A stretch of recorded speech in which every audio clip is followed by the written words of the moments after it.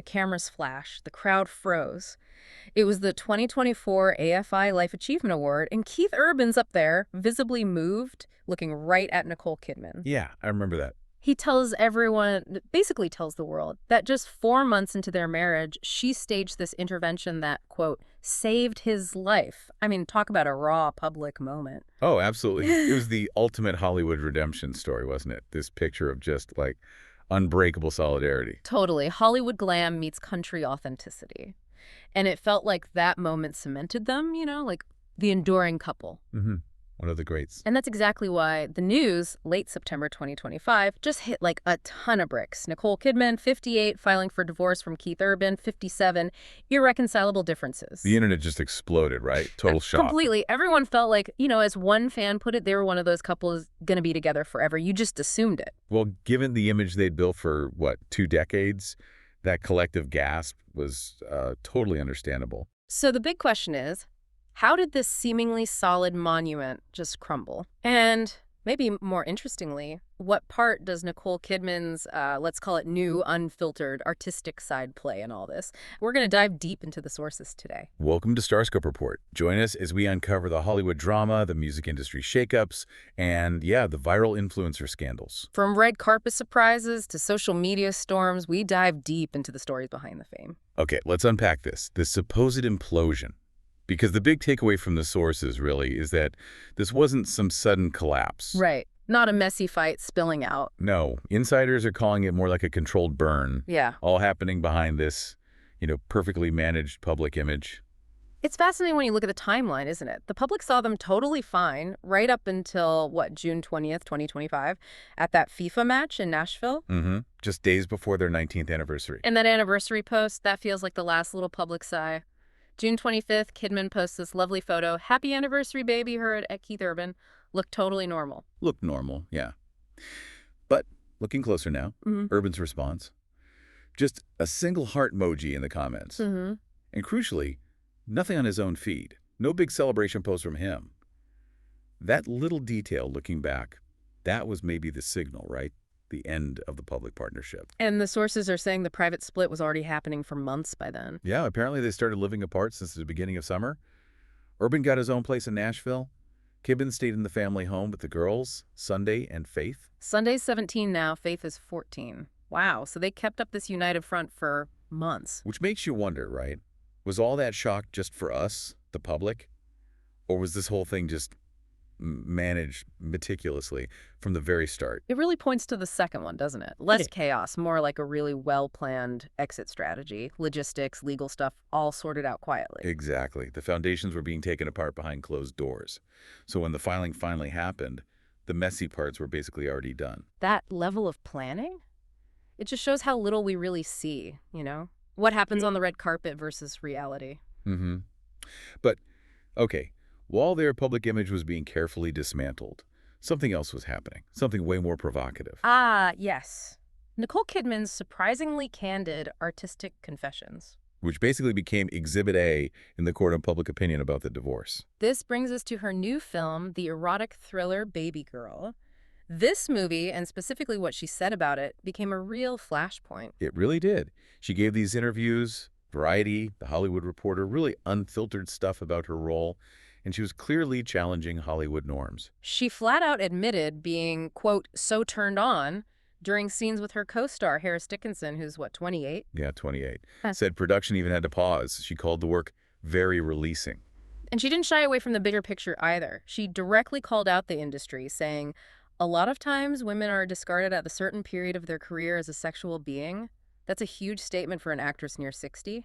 Absolutely huge. It was a deliberate stand for agency, for visibility. Mm-hmm. But of course, the immediate reaction wasn't about her artistic point. Nope. It immediately got twisted. Her honesty about her experience became the reason the marriage failed, supposedly. The tabloids jumped right on it. Anonymous insiders, the usual. And the narrative became super simple, kind of salacious. That Urban was tired of hearing her rave about her sexual reawakening and her animal attraction to her co-stars. Right. And remember that incident back in July. Urban was doing an Australian radio interview, and someone asked about Kidman's steamy scenes. Oh, yeah, he hung up, didn't he? Abruptly. Exactly. And in the public eye, that was it. Proof. Her artistic freedom or her exploration, that's what broke them up. Case closed. It really puts you in a tricky spot thinking about it critically. Like, okay, her message is important, challenging ageism, misogyny in the industry, totally valid. Mm-hmm. But was the way she delivered it, that raw honesty, tactically smart? Did she, like, know it would immediately give people ammunition to blame her? That's the million-dollar question, isn't it? Was she naive about how the media works? Or did she know exactly what she was doing? Leaning towards the latter, maybe? I think so. Because it fits this pattern, Yeah. A successful woman explores sexuality in her art, and suddenly it's framed as a moral failing that must have destroyed her marriage. Her actual argument. Ignored. Just fodder for a headline. And that public messiness makes the legal side even more stunning when the details came out, because it was the complete opposite. Zero drama. Zero drama, maximum precision. This is where the story gets, well, less emotional and more corporate. It's the anatomy of a modern Hollywood uncoupling. We even got a hint of it before the news broke, remember? That Vogue interview she did late August while they were secretly separated. Mm-hmm. That quote. Yeah, that really cryptic reflection. How many times do you have to be taught that you think you know where your life is going and then it isn't going in that direction? Like she was already positioning herself. Resilient, reflective. Setting the stage. And then the actual court filing in Tennessee. Just cold, corporate precision. The terms were surgically clean, joint assets. None declared. Which sounds crazy, right? How can they have zero joint assets with all that real estate, all that income? Well, that's the genius of the legal structuring. Yeah. Their huge portfolio houses in Nashville, Sydney, other international properties wasn't held in their names. Okay, so whose names? It was all tucked away in this complex web of trusts, limited liability companies, and or other entities. LLCs, basically. So the houses belong to the companies, not to Nicole and Keith personally. Exactly. And that does a couple of really strategic things. First, keeps their actual net worth private, which is huge for celebs. Right. Second, by taking assets out of personal ownership, they're basically removed from the divorce court's reach. How the property gets divided is already set out in the rules of those LLCs or trusts. It's more like dissolving a business partnership than a messy divorce fight. Wait. So the divorce filing was almost just paperwork? Because the financial split was already handled by how they had set things up years ago. Pretty much. It's staggering efficiency. Wow. And there's more. Both of them waive any claim to spousal support. Alimony. Off the table. Okay. And get this, Urban had already prepaid all child support obligations. Prepaid child support. What does that even mean in practice? Like, how do you prepay for the next, 4 or 5 years for Faith? It means a large lump sum was put into some kind of trust or special account. Yeah. Enough to cover all the big, predictable costs, private school, activities, nanny services, right through high school graduation for both girls. The strategic thinking there is just next level. It completely removes money as a point of future conflict, right? No going back to court, arguing over payments. Precisely. It makes the split truly final, financially speaking, clean break. Wow. And the custody agreement, same deal, super specific. Kidman is the primary residential parent, 306 days a year. Urban gets 59 days, basically every other weekend. All spelled out. Yep. And the document even notes that both of them earn way over $100,000 a month and have significant separate assets. So yeah, less tragedy, more like the orderly dissolution of a long-term business deal. The efficiency is honestly jaw-dropping. But okay, even with this ironclad legal plan to kill the drama, the PR war still kicked off. Oh, absolutely. Yeah. Because the legal fight was silent, the battle had to be fought entirely in the realm of perception, whispers, anonymous sources. Which conveniently lets both sides get their story out without technically violating any, non-disparagement clauses they probably signed. Exactly. So you had the Kidman camp pushing this narrative. She's the loyal wife, betrayed and shattered. She was fighting to save the marriage. The sympathetic victim holding it all together. Mm-hmm. A loyal matriarch. Meanwhile, the Urban camp hits back immediately. He's the one who pulled out. Or why? Well, because he was uncomfortable with Babygirl, their lives were going different ways. Sound familiar? Right back to the movie. And then, crucially, Urban gets instantly linked to his much younger bandmate, the guitar player, Maggie Bao. She's 25. Oof. And the quote-unquote evidence Urban used for his narrative was pure rock star PR, wasn't it? Totally. Getting filmed during a concert, changing the lyrics to The Fighter. The song everyone knows was inspired by Nicole to shout out Maggie Bao's name instead. Wow. That's bold. It's a classic move, though. Very public, very performative. He's telling his fans directly, I'm moving on. This is real. The split was clean on my end. It's a totally different strategy than Kidman's. Yeah, let's compare how they reappeared publicly. Kidman's strategy felt like effortless rebirth. Days after the filing, she's at the Amphar Gala, a huge charity event, looking stunning in a black gown.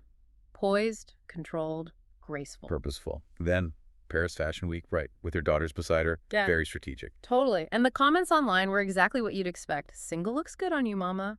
Validating that whole narrative she was projecting. Resilient, sophisticated, mother first, high fashion, high society, totally untouchable. Meanwhile, Urban doubles down on his just folks authenticity. Keeps touring, ditches the wedding ring immediately, uses the stage, his direct line to his base, to show he's moved on. So both basically closed the book on the marriage publicly, but using completely different playbooks, different cultural weapons. Absolutely. Which brings us to the bigger picture. What does this whole saga really tell us?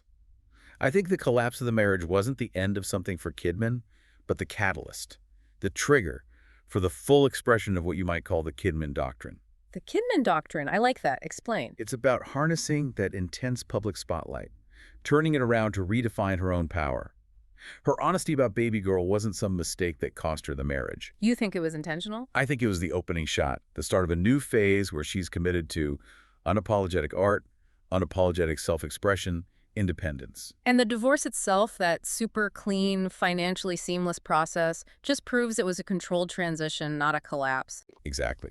The LLCs, the prepaid support, all that financial control took away the usual weapons the media loves. No alimony fights, no battles over houses. She basically engineered a situation where the only things left to talk about were her art and her strength, her resilience. Mm-hmm. So in that light, the end of the marriage looks less like a tragedy and more like a meticulously planned launch sequence for whatever comes next for her.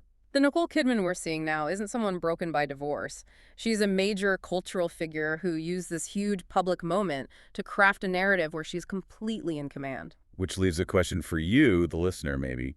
When these big celebrity partnerships end, and the legal stuff is so clean it takes money off the table, does that actually level the PR playing field? Or does the story still tend to default back to blaming the ambitious woman regardless of the facts?